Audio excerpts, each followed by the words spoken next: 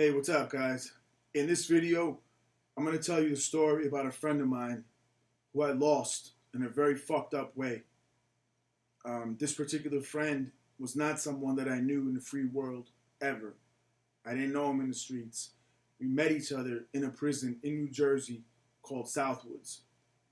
Okay, it turned out that we had a couple people that we knew in common from the streets, and he and I actually became very, very tight, very close friends, to the point where I trusted him completely, and likewise him with me.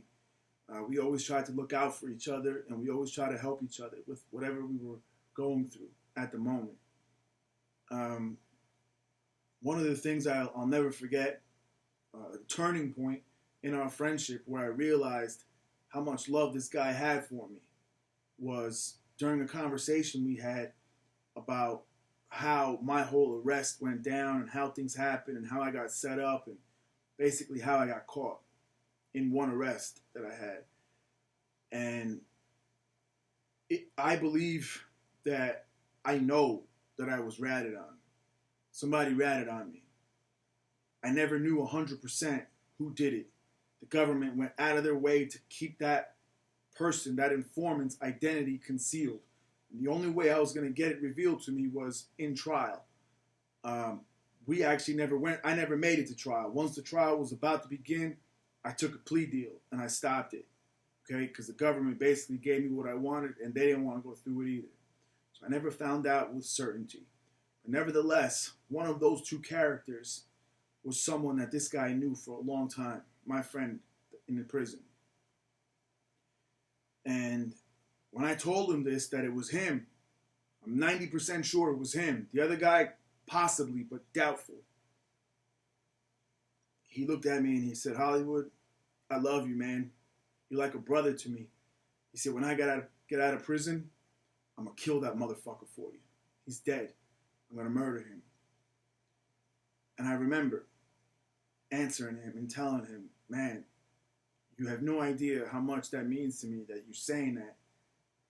But I don't want you to kill anybody. I don't want you to commit no crimes, and I definitely don't want you to end up back in prison. Like, I want this to be the end for us both. The last fucking time that we live in cages and get treated like animals and be away from the real world, from freedom. I don't want this for us. So thank you, but no thank you. If I want revenge, if I want something done, I'm very capable of doing it myself. I would never expose you and put you out there and let you take a chance and ruin your life. I do it myself." So he told me something that stayed with me all these years later. In that conversation, he said, "Hollywood, you're going to do great things when you get out. You have an unbelievable future ahead of you. You have no idea, man." He said, "I see it in you. I see greatness in you." And when he said that to me, I said, both of us, man, not just me. You have the same possibility. We're both going to get the fuck out of here and leave this chapter of life behind us. We both have a better future. And he said, "Not me." He said, "Not me, Hollywood. For you, yes, but for me, no. I'm not going to make it." What he meant by that was, he was one of those many thousands of prisoners who have a drug problem. They're fucked up on drugs. When you see them in there in prison, they're clean. They're one person. And then as soon as they hit the streets and have that freedom again, and that drug gets into their body again, they become a completely different person. And it destroys them. And it's a cycle that never fucking ends. I had like 2 years left in my sentence. I think he had like maybe 4 years left at that time. I put in a transfer request to go to a different prison. I wanted to go to a prison where I would have lived better. Southwoods was the fucking last place I wanted to be. I wanted to be in Rahway, in East Jersey State Prison, where it's a lot more open. A lot of people are afraid to go there, and that's the last place they want to go. But for me, I know how to fucking carry myself. I know how to jail. I'm not worried about it. That's where I want to be. I don't want to be with the fucking punks and the fucking weak motherfuckers. I want to be where if you fuck up, you die. That's the kind of thing I like. I know how to live there. I know about respect, and I'm good there. So I put this transfer request in, and there's a waiting list of like a year to get transferred out. As soon as I put this in, it was like 3 weeks later, and they notified me that you're getting shipped out. And I thought I'm going to Rollway where I wanted. Instead, I was going to a different place that was even worse, called Leesburg, Bayside State Prison. So that last opportunity I had to talk to him, once they came and told me that I'm transferring, that I'm leaving, I went to talk to my friend. And I remember telling him, he hugged me and he's like, yo, I love you, Hollywood. You're my brother. You'll always be my brother. And I said the same to him. And I told him, I was like, man, we're going to see each other again. Like, this is not it. Don't worry about it. You know, I'll be home soon and you'll be home soon after.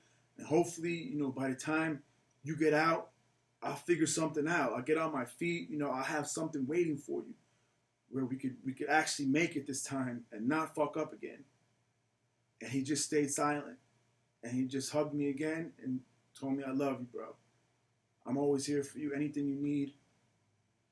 And that was it. That was the last time we saw each other. So time passed. You know, I went to Leesburg, and from there I was transferred to Southern State. Southern State first for a very short time, then to Leesburg. And time passed, and I paroled out. Okay, so when I got out, he still had like 18 months, maybe 2 years left on his bid. And I was keeping track of his release date, when he was going to come out. He came out in May. And I wasn't able to find him. I wasn't able to get in touch with him. You know, so I didn't speak to him at all. In November of that same year, I saw the fucking news article on the computer that my friend was dead.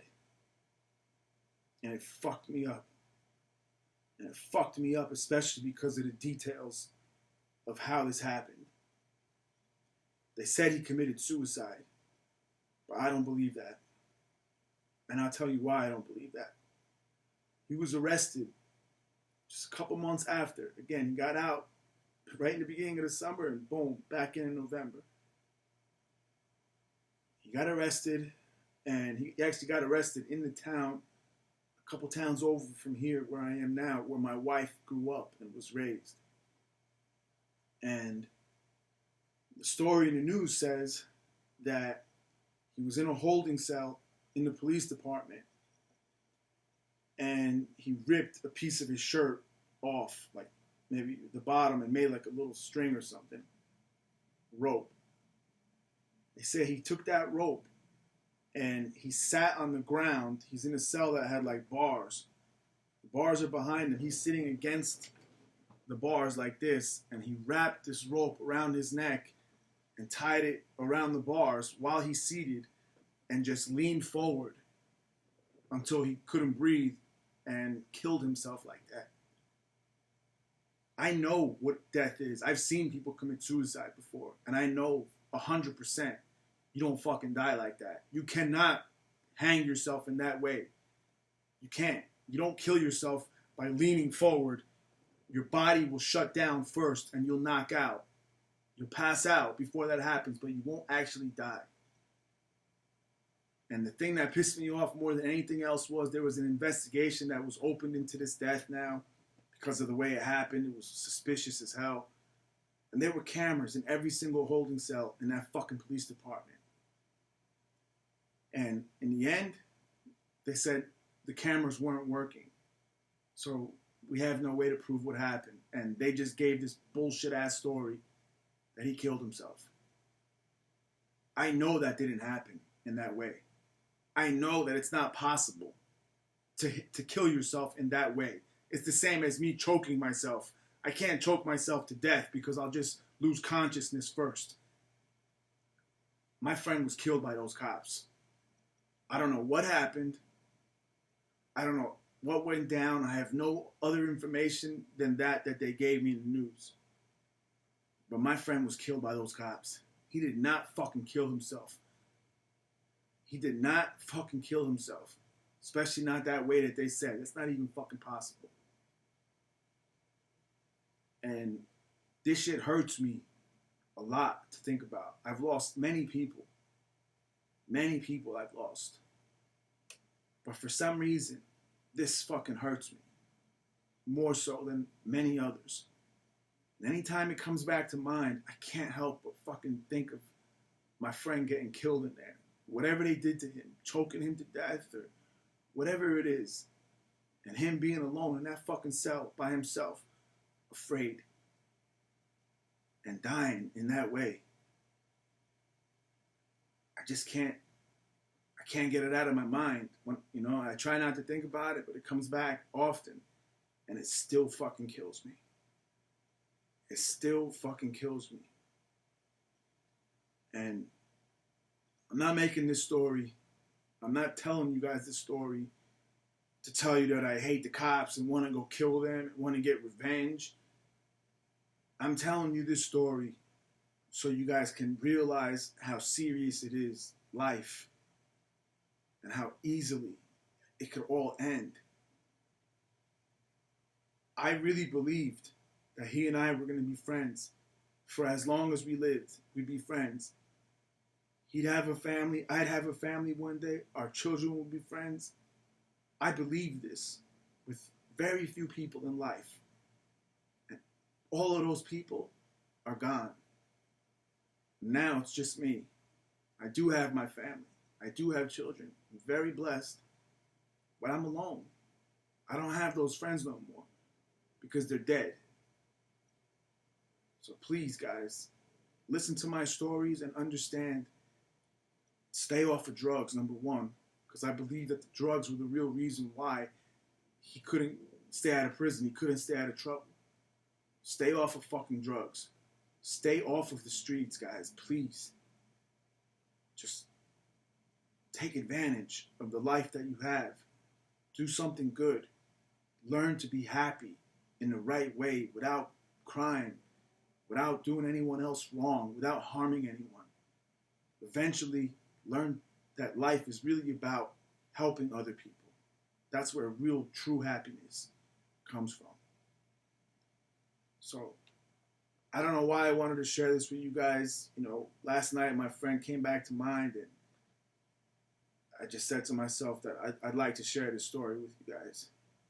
So, I hope you guys enjoyed it. I'll talk to you next time.